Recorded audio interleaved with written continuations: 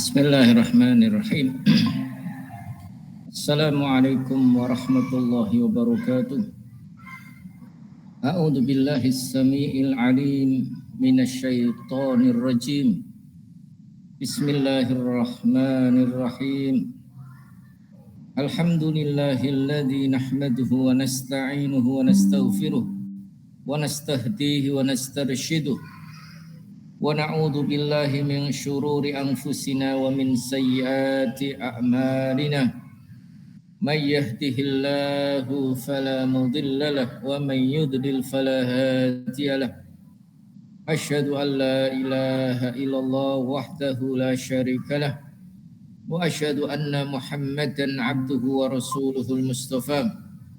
Allahumma shalli wa sallim wa barik wa karrim wa 'azzim ala nabiyyina wa khalilina wa qudwatina rasulillahi Muhammadin wa ala alihi wa sahbihi dhawi sidqi wal wafa la hawla wa la quwwata illa billah. Radina billahi rabba wa bil islami dina wa bi Muhammadin sallallahu alaihi wasallam nabiyya wa rasulah. Rabbana zidna ilma warzuqna fahma bi rahmatika ya arhamar rahimin. Saudara-saudaraku, mari sebelum kita ngaji bersama, kita awali dengan membaca suratul Fatihah. A'udzu billahi minasy syaithanir rajim. Bismillahirrahmanirrahim. Alhamdulillahi rabbil alamin. Ar-Rahmanir Rahim, Maliki Yaumiddin. Iyyaka na'budu wa iyyaka nasta'in. Ihdinas siratal mustaqim. Siratal ladzina an'amta 'alaihim ghairil maghdubi 'alaihim waladdallin. Amin. Saudaraku, malam hari ini ngaji kita adalah tentang masalah doa di dalam sujud. Doa yang diperbolehkan di dalam sujud.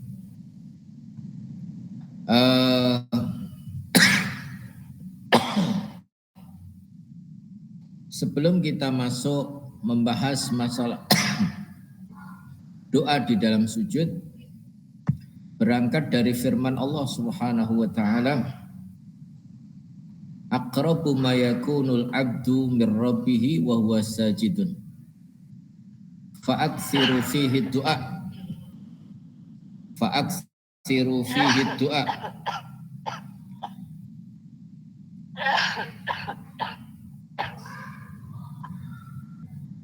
Paling dekatnya seorang hamba dengan Rabb-nya Allah Subhanahu wa taala yaitu di saat dia dalam posisi sujud. Itu ngendikannya Rasulullah sallallahu alaihi wasallam. Posisi seorang hamba tidak ada posisi yang berharga seorang hamba kecuali dia posisi dalam keadaan sujud. Sujud bukan sekedar di saat kita sedang meletakkan kepala kita di atas tanah seperti tidur, tapi benar-benar ada pengakuan bahwa kita adalah sedang melakukan sujud kepada Allah Subhanahu wa taala, karena sujud adalah lambang seorang hamba menyerahkan jiwa raganya kepada Allah Subhanahu wa taala. Dan di saat itu juga adalah doa-doa yang diijabah oleh Allah. Dan di saat dia dekat dengan Allah, fa'aksiru fihi du'a, maka perbanyaklah doa kepada Allah. Lah, permasalahannya begini. Di dalam redaksi hadis tadi, fa'aksiru fihi du'a, dalam riwayat yang lain, fajtahidu fihi du'a, ijtahidu fihi du'a, bersungguh-sungguhlah di dalam sujud itu untuk berdoa. Serius bahasanya begitu. Permasalahan ini pertanyaannya begini. Doa apa yang dipanjatkan? Karena Rasulullah menganjurkan untuk memperbanyak doa di dalam sujud. Sebab redaksinya kelanjutan hadis ini tidak ada. Konten hadisnya tidak disebutkan. Rasulullah hanya mengatakan fa'aksiru fihi doa. Perbanyaklah di dalam sujud itu untuk berdoa. Atau menggunakan fajtahidu fihi doa. Bersungguh-sungguhlah di dalam sujud itu untuk berdoa. Seriuslah untuk berdoa.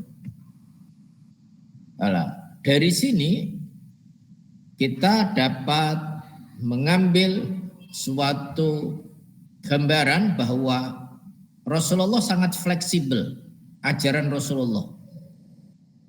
Artinya memaknai daripada fa'aksirhu fi doa ini akhirnya para ulama mencari hadis-hadis yang lain yang mendukung tentang memperbanyak doa ini artinya apa, takwilnya apa, maksudnya bagaimana. Oke, masalahnya kalau bertasbih kan sudah jelas itu. Ini bukan pembahasan masalah tasbih. Kalau bacaan masalah tasbih sudah kita bahas pada saat beberapa sebelum tema duduk di antara dua sujud. Itu bacaan-bacaan. Jadi ini antara yang kita bedakan antara bacaan sujud dengan doa sujud. Bacaan sujud telah kita bahas, yaitu yang berisi tentang tasbih maupun berdoa. Ya. Baik berisi tentang tasbih maupun doa. Setidaknya misalkan bacaan-bacaan tasbih di dalam sujud yang paling populer adalah Subhana Rabbil A'la. Ya, itu.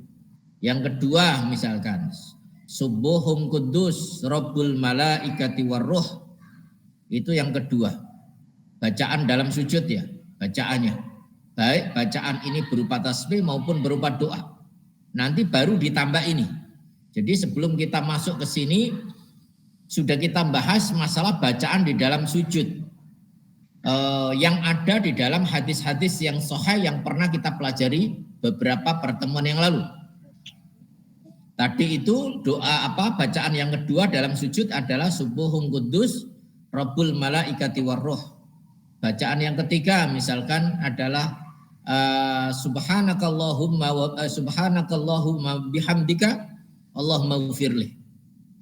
Nomor 3 adalah subhanadil jabarut wal malakut. Nomor 4 subhanadil kibriyai wal adhamah. Nomor 5 misalkan lain lagi doa tentang mohon ampunan. Allahumma ghfirli dzambi kullahu diqqahu wa jillahu wa awwalahu wa akhirahu wa alaniyatahu wa sirrahu. Itu juga doa atau bacaan di dalam sujud. Kemudian ada lagi Allahumma laka sajadtu wa bika amantu wa laka aslamtu sajada wajhi lilladzi khalaqahu wa sawwarahu wa syaqqa sam'ahu wa basarahu tabarakallahu ahsanul khaliqin. Ditambah lagi misalkan ada doa lain di dalam hadis yang sahih, Allahumma ij'al fi qalbi nura wa fi sam'i nura wa fi basari nura wa an yamini nura wa an shimali nura wa an fawqi nura wa an min tahti nura waj'al li nura misalkan. Itu semuanya adalah doa-doa bacaan yang ada yang pernah dibaca oleh Rasulullah Shallallahu Alaihi Wasallam. Nah ini juga permasalahannya. Misalkan di antara doa-doa yang saya sebutkan tadi, berapa doa? Kalau misalkan tadi yang baru saya sebutkan baru 7, ini nanti akan ada tambahan misalkan. Doa-doa khusus misalkan. Sudah berapa kira-kira yang pernah amalan sunnah yang pernah dibaca Rasulullah, sunnah-sunnah qauliyah atau sunnah-sunnah doa yang dibaca Rasulullah di dalam sujud ini yang kita hafal berapa? Ini termasuk juga evaluasi untuk kita. Kalau kita ingin mengikuti kepada sunnah-sunnah Nabi kita Muhammad Shallallahu Alaihi Wasallam. Jadi itu adalah di antara baca-bacaan. Sekarang yang kita bahas di sini adalah doa yang dibaca dalam sujud. Ini kan Rasulullah tadi menganjurkan untuk memperbanyak doa di dalam sujud. Cuma kontennya, isinya tidak disebutkan. Lah ini yang menjadi kontradiksi. Jadi akhirnya menjadi perselisihan para ulama. Tidak ada kontradiksi atau perselisihan tentang sunnahnya membaca doa dalam sujud selain bacaan tasbih. Tidak ada perselisihan meskipun bukan tasbih, tapi selama tadi permasalahannya, tadi kan yang kita sebutkan misalkan 7 atau 8 contoh doa tadi, itu baru beberapa contoh itu kan. Itu kan ada berisi tentang tasbih, ada yang berisi tentang doa. Tadi misalkan Allahumma ufirli dambi kullahu, ya Allah ampunilah dosaku semuanya. Diqqahu wa jillahu, baik yang kecil maupun yang besar misalkan. Itu kan langsung doa itu. Tidak ada tasbih tapi langsung doa. Tapi semuanya itu tidak ada perselisihan di antara para ulama, tidak ada. Lalu yang menjadi kontradiksi apa? Yang menjadi kontradiksi adalah isi atau konten doa yang dibaca dalam sujud. Apakah harus yang maksur? Yang maksur itu bagaimana? Yang maksur itu doa yang pernah dibaca Rasulullah dalam sujud. Itu yang pertama. Atau setidaknya doa yang ada dalam Quran dan hadis saja. Jadi ada kata-kata maksur ini terbagi menjadi 2. Maksur yang dimaksud adalah dari kata-kata asar, maksur pakai sa ya, pakai sa. Itu adalah doa yang dibaca Rasulullah di dalam sujud. Itu pengertian maksur yang pertama. Pengertian maksur yang kedua, semua doa yang dalam Quran maupun hadis yang pernah dibaca oleh Rasulullah meskipun di luar sujud, itu namanya juga doa yang maksur. Lah selain itu namanya doa-doa biasa, doa yang dibuat oleh kita sendiri yang mau sholat sendiri sesuai dengan hajat dan keperluan. Ya. Lah ini yang berselisih, para ulama berselisih. Sama-sama punya dalil yang kuat. Sama-sama mempertahankan dalil. Dalil hadis yang mendukung. Dalil pertama atau versi pertama, doa yang boleh dibaca di dalam sujud hanya doa yang maksur dalam sujud saja. Ini yang berjenis pertama.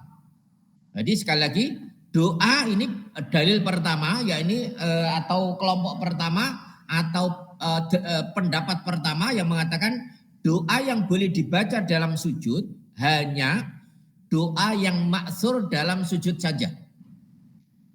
Yaitu apa? Doa yang pernah dibaca oleh Nabi di saat sujud, bukan lainnya. Meskipun dibaca dalam sholat. Kalau dibaca dalam sholat tapi tidak dibaca dalam sujud, itu bukan namanya maksur. Ini pendapat pertama. Yang dimaksud maksur di sini adalah doa Rasulullah di dalam sujud yang pernah dibaca oleh Rasulullah dalam sujud saja. Keumpamanya dibaca Rasulullah di dalam luar sujud meskipun masih dalam sholat, misalkan doa iftitah misalkan. Atau doa di antara 2 sujud misalkan. Atau doa waktu tasyahud misalkan ya muqallibal qulub tsabbit qalbi ala dinik. Allahumma ighfir li ma qaddamtu wa ma akhartu wa ma a'lantu wa ma asrartu wa ma anta a'lamu bihi minni antal muqaddim wa antal muakhir. Itu kan di antara doa-doa yang dibaca Rasulullah dalam sholat, tapi tidak dibaca di dalam sujud, kan begitu.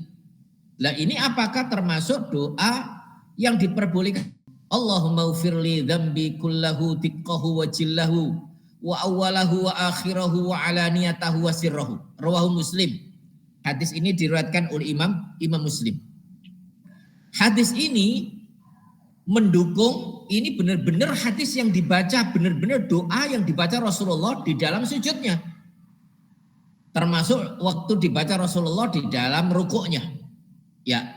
Ini ada kata-kata rukuk, ada sujud, ini khusus untuk sujud. Berarti artinya bahwa hadis ini juga dibaca Rasulullah di dalam sujudnya.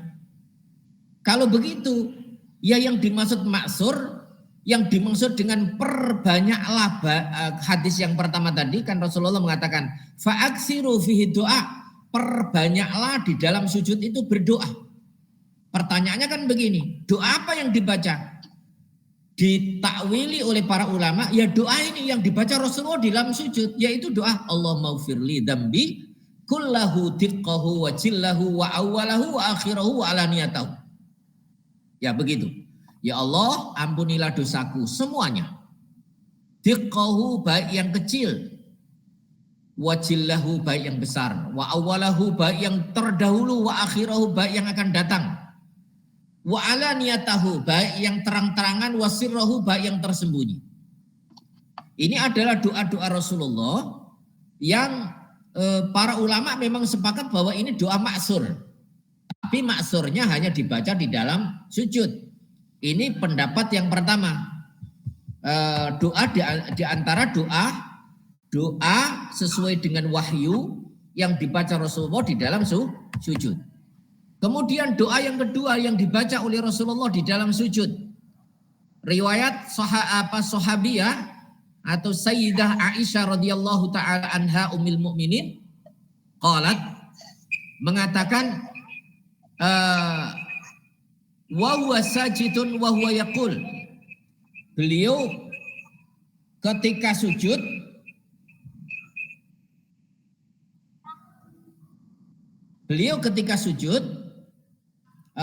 berdoa Allahumma ufirli ma asrartu wa ma a'lantu.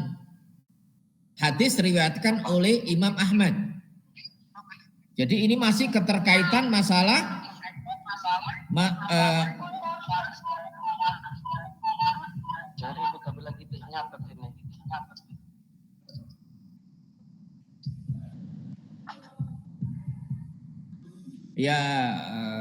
Allahumma ufirli ma asrartu wa ma a'lantu. Ya Allah, ampunilah aku dosa-dosa yang tersembunyi maupun dosa-dosa yang aku terangkan atau aku nampakkan. Ini adalah juga doa yang maksur yang dibaca Rasulullah khusus di dalam sujud. Kemudian ada doa yang ketiga, yang contoh doa ketiga ini contoh ya. Mungkin doanya bisa jadi banyak, tapi ini beberapa contoh yang dibaca Rasulullah di dalam sujud.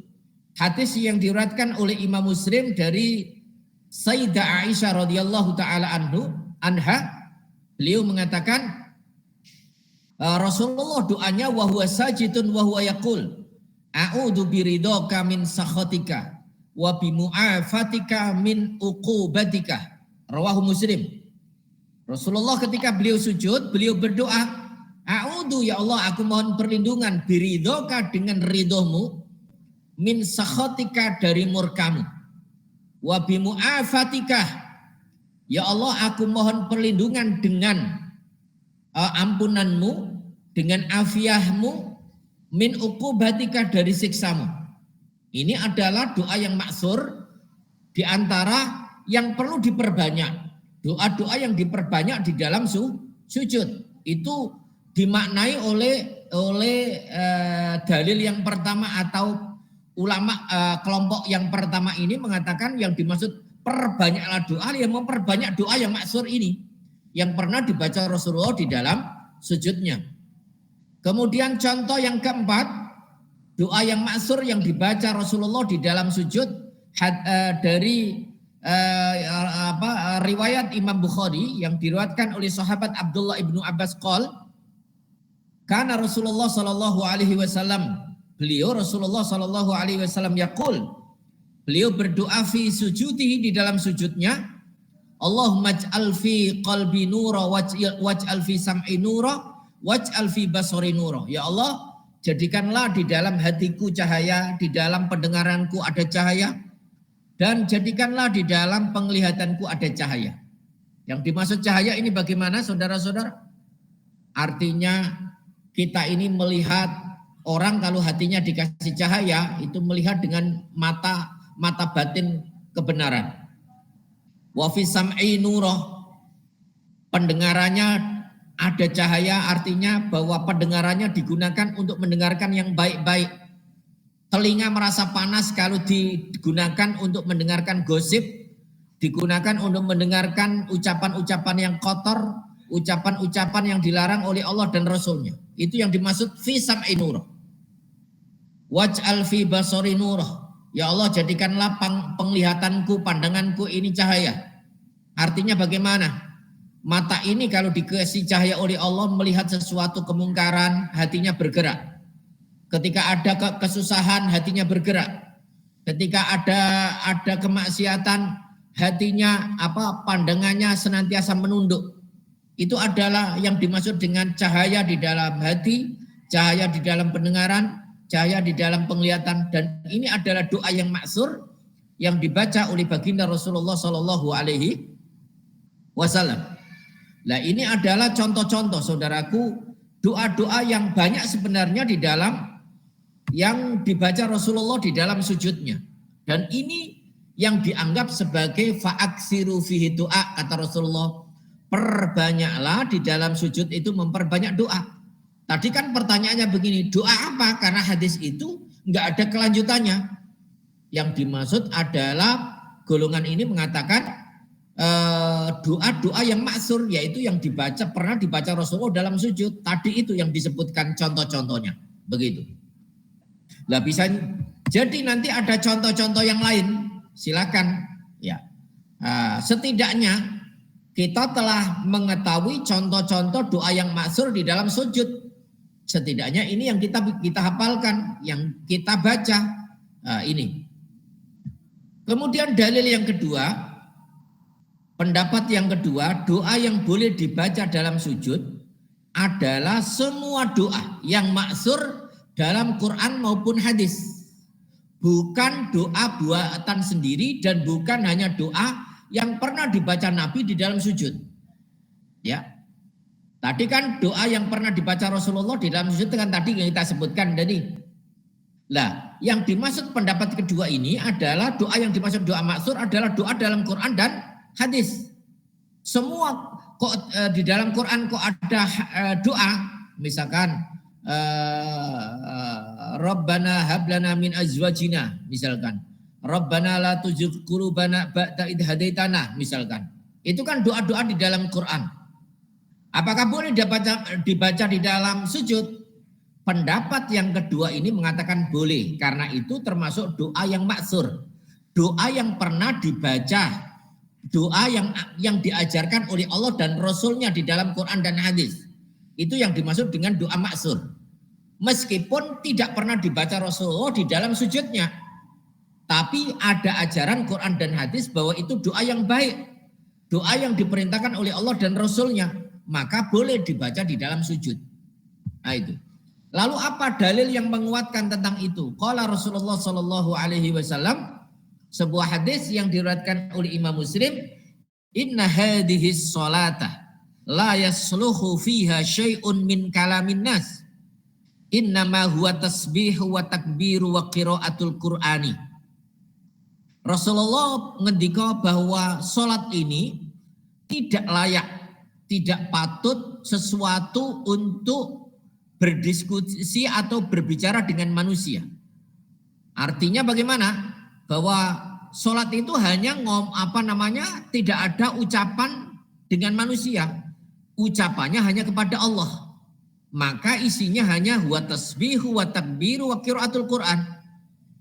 Adalah berisi tentang tasbih, takbir dan membaca Quran. Itu isi daripada sholat.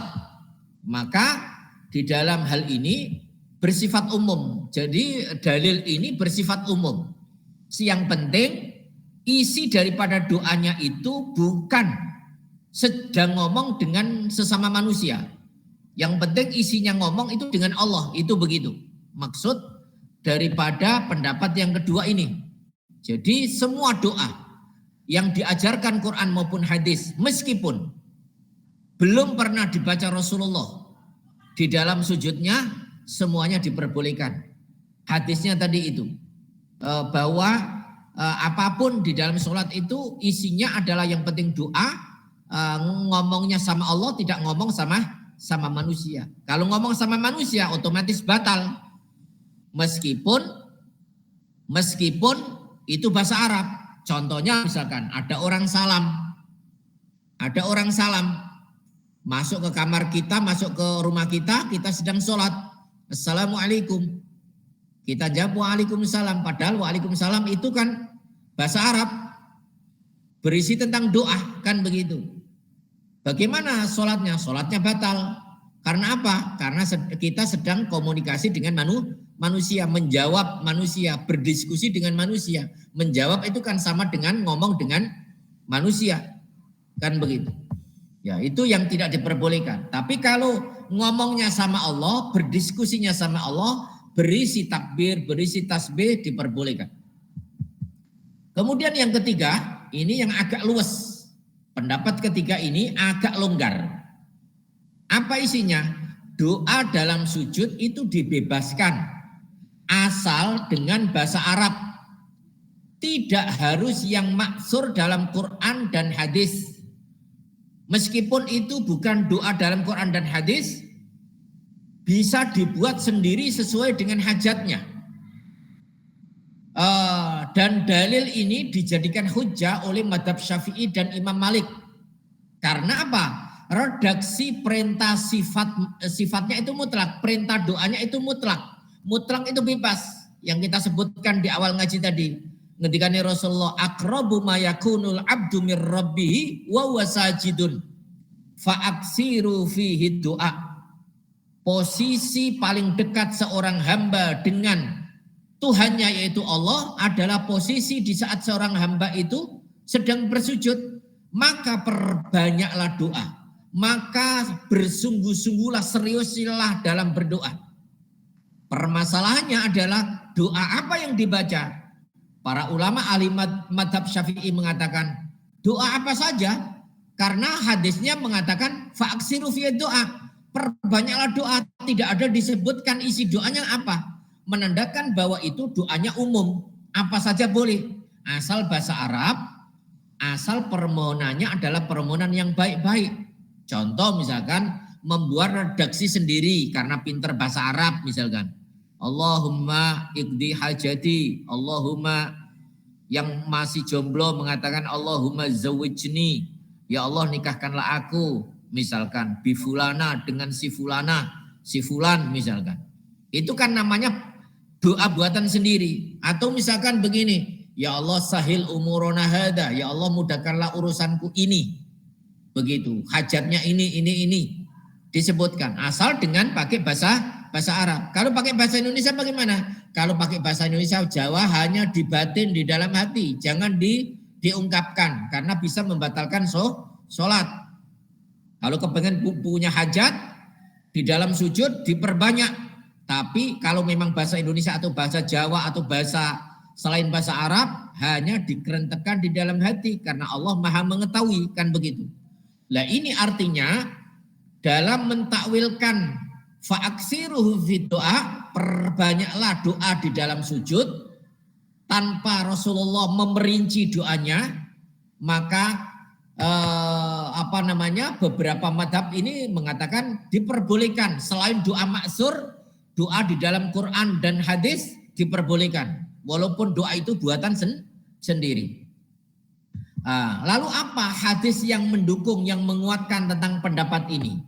Yang pertama adalah hadis yang diriwayatkan oleh Imam Abi Hurairah, sahabat Abi Hurairah yang diriwayatkan oleh Imam Muslim dari sahabat Abi Hurairah radhiyallahu taala anhu qala Rasulullah sallallahu alaihi wasallam.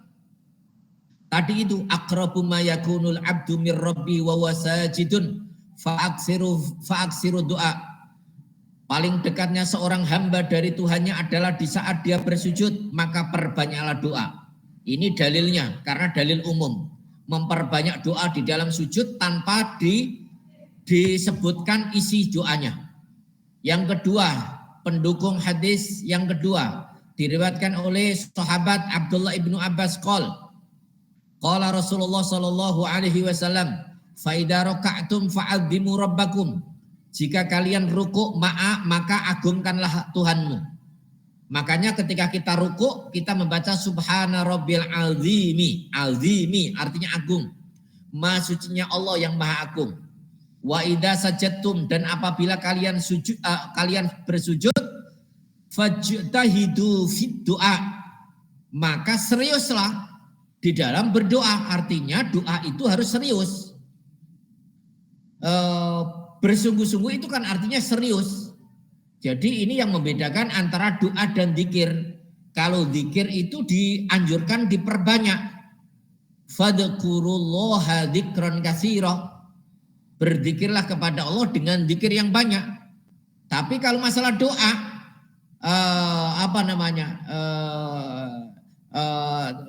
wa antum muqinuna bil ijabah. Kalian harus muqin, artinya serius.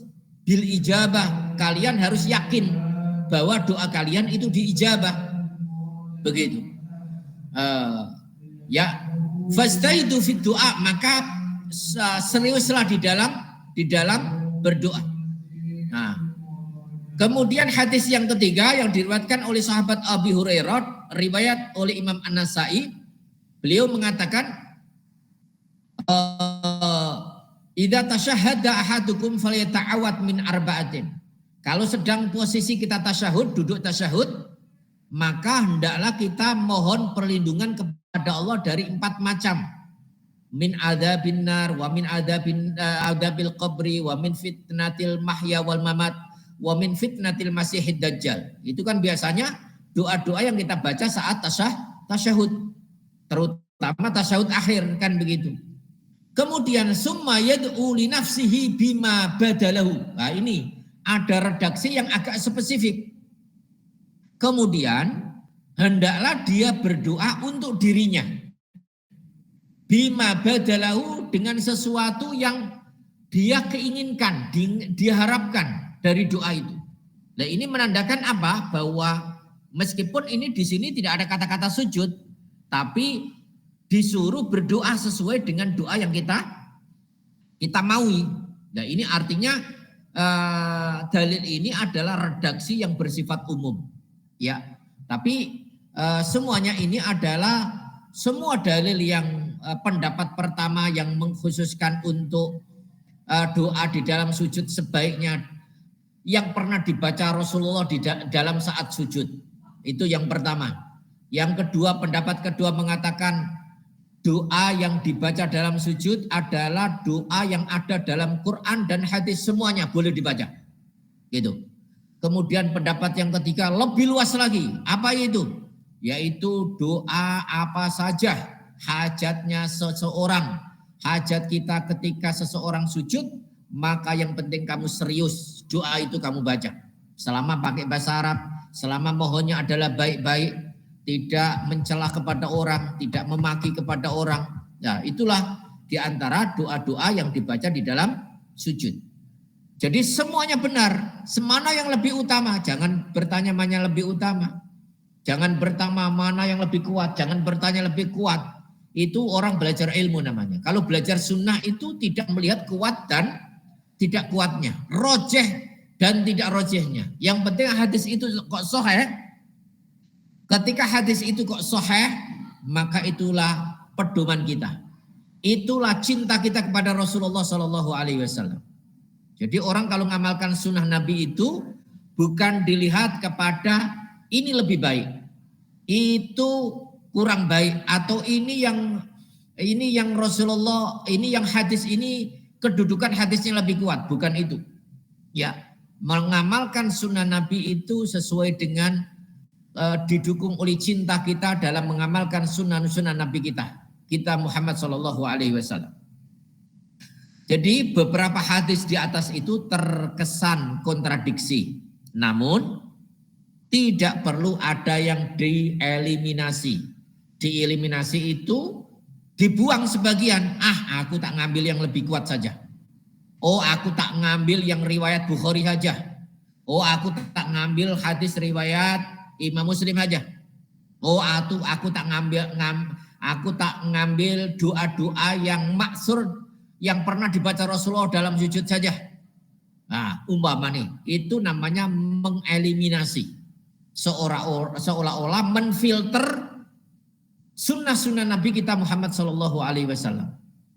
Jadi caranya bagaimana? Yuk kita kompromikan hadis-hadis yang sahih yang pernah yang Rasulullah tadi disampaikan di dalam hadis itu kita kompromikan. Cara mengkompromikan bagaimana? Pertama, mengutamakan doa yang sering dibaca di dalam sujud terlebih dahulu. Utamakan itu. Ini mengutamakan ya. Doa yang sering dibaca Rasulullah di dalam sujud itu kita utamakan. Caranya bagaimana? Doanya kan banyak tadi. Ya kita bagi di dalam sholat itu. Sholat duhur baca hadis yang pertama. Sholat asar atau sholat duhur sujudnya ada 8 kali sujud. Kita bagi supaya kita meniru kepada sunnah Rasulullah SAW. Kan begitu. Lah, ternyata itu kalau kita sholat yang agak sedang, misalkan kita jadi makmum atau jadi imam, kan begitu. Kalau kita kepingin sholat lebih panjang, terutama kalau sholat sendirian, terutama sholat yang tidak dilihat oleh orang. Sebabnya kalau sholat dilihat oleh orang atau sholat berjamaah, itu nanti dampaknya banyak. Misalkan imamnya terlalu lama, doanya karena ngikuti kepada sunnah Nabi, imamnya terlalu lama. Jadi akhirnya nanti imam dibenci oleh makmum. Imam dianggap tidak melihat situasi makmum, ada yang tua, ada yang anak-anak, kan begitu. Atau bisa jadi dibaca oleh makmum, kita makmum kepingin panjang. Masalahnya imamnya nggak mau panjang. Kan bisa jadi nanti membatalkan sholat kalau kita terlambat. Kan begitu.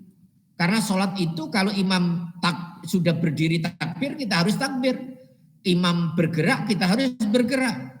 Itu begitu dalam bermakmum itu. Kan begitu. Lah kalau di saat kita ini sholat sendiri, misalkan sholat tengah malam, sholat tahajud, sholat yang lebih banyak tidak dilihat oleh orang, itu kita mengutamakan doa-doa yang maksur, ditambah kalau kepingin punya hajat tersendiri, ditambahlah tambahan doa-doa, kita tambahan sendiri, tapi setelah doa-doa yang maksur dulu kita utamakan. Nah, begitu. Jadi seolah-olah di sini kita menggabung semuanya. Menggabung doa yang maksur yang pernah dibaca Rasulullah dalam sujud. Atau doa di luar sujud Rasulullah kita boleh baca ketika keterkaitan masalah hajat kita. Atau kurang mantep, bahasanya kurang banyak.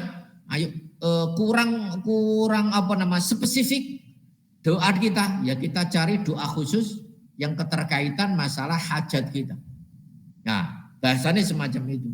Dengan demikian, maka tidak perlu ada hadis yang diremehkan, hadis yang dikeluarkan dalam pedoman hidup kita, hadis yang disepelekan sehingga akhirnya dianggap sebagai hadis yang tidak perlu, bahasanya begitu.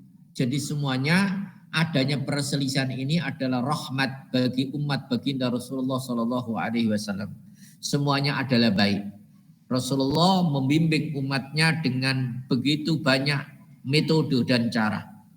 Dan semua cara ketika ada dasarnya, semua sifat sholat Rasulullah ketika semuanya ada dasar hadisnya yang sahih, maka kebenarannya adalah sama meskipun bacaannya berbeda, meskipun teknisnya berbeda, tapi ketika di sana ada dalil yang sahih, maka pasti dijamin kebenarannya pasti. Jadi kebenarannya pasti ada, pasti benar benarnya, meskipun antara satu orang dengan orang lain berbeda sifat sholat, berbeda doa sholat, tapi ketika semuanya merujuk kepada dalil-dalil yang sahih, insya Allah kebenarannya akan sama. Itulah yang membedakan kita kenapa belajar fikih global, supaya di dalam diri kita tidak ada fanatik buta. Oh, madhabku ngikuti doa ini, sementara madhab itu mengikuti doa itu. Nah, jadi akhirnya ada seolah-olah mengkotak-kotakkan mengkotak-kotakkan madhab. Nanti di dalam madhab ada ormas ini dan ormas itu. Lebih mengecilkan lagi. Ketika kita lebih mengecilkan lagi, sebenarnya yang dikecilkan itu Rasulullah Shallallahu Alaihi Wasallam. Sadar atau tidak, saudaraku? Ketika ini kita mengelompokkan diri bahwa misalkan sunnah itu bukan madhabku, bukan ajaran dari ormasku, padahal itu hadis yang sahih umpamanya. Sebenarnya orang-orang dakwah begini ini bukan sekedar mengecilkan madhab lain, bukan sekedar mengecilkan atau meremehkan dari ormas lain, tapi yang diremehkan, yang dikecilkan adalah Rasulullah Shallallahu Alaihi Wasallam. Kenapa? Karena bisa jadi kita mengatakan begini, oh yang apa itu ormasku, madhabku mengajarkan yang diajarkan ini. Sehingga akhirnya ada istilah begini, oh itu minhum, itu golongan mereka, itu bukan minna, bukan golongan kita itu. Wah, ini berarti akhirnya apa? Rasulullah ini umatnya siapa? Apa namanya kita? Rasulullah yang menjadi umat Rasulullah itu mana? Pertanyaan kan begitu. Kemudian kalau kita tarik yang sesuai dengan Rasulullah ya aku. Berarti umat Rasulullah semakin kecil karena hanya kita saja. Kan begitu. Padahal yang mengamalkan madhab-madhab yang lain ketika ada dasar hadisnya juga umat Rasulullah. Cuma kita remehkan, kita rendahkan. Kan begitu. Inilah yang menjadi penyakit-penyakit hati kita, penyakit hati umat Islam. Selama dalilnya sahih, selama hadisnya sahih, yuk jangan memandang itu madhab ini, madhab itu, ormas ini, ormas itu. Jadilah hati yang lapang menerima perbedaan itu. Karena kita itu hidup di global, tidak tahu kondisi kita, situasi kita, dimanapun kita berada. Ya, orang yang berumroh, posisi tayamum saat umroh di pesawat saja sudah berbeda-beda. Belum lagi ketika kita lagi tawaf beraneka umat dengan beraneka ormas, madhab masuk ke situ. Subhanallah. Maka indahnya kalau kita itu belajar fikih global, fikih yang tidak memandang ormas, fikih yang tidak memandang madhab, tapi fikih yang memandang dalil sahih Rasulullah Shallallahu Alaihi Wasallam dengan berbeda dalil tapi kebenarannya sama. Itulah misi Rasulullah Shallallahu Alaihi Wasallam di dalam hidupnya. Di dalam menyatukan umatnya. Semoga kita menjadi umatnya yang bersatu. Semoga kita menjadi umat Rasulullah Shallallahu Alaihi Wasallam yang bisa mengamalkan kepada sunnah-sunnah beliau, meskipun kita bisa lain negara, lain daerah, lain ormas, lain madhab, tapi ketika dalilnya sahih, maka insya Allah kebenarannya akan terjamin, karena itu adalah jaminan dari Rasulullah Shallallahu Alaihi Wasallam. Demikian yang bisa kita sampaikan. Semoga bermanfaat. Kita tutup dengan doa kafaratul majlis. Subhanakallahumma wa bihamdika atubu ilaik. Wassalamualaikum warahmatullahi wabarakatuh.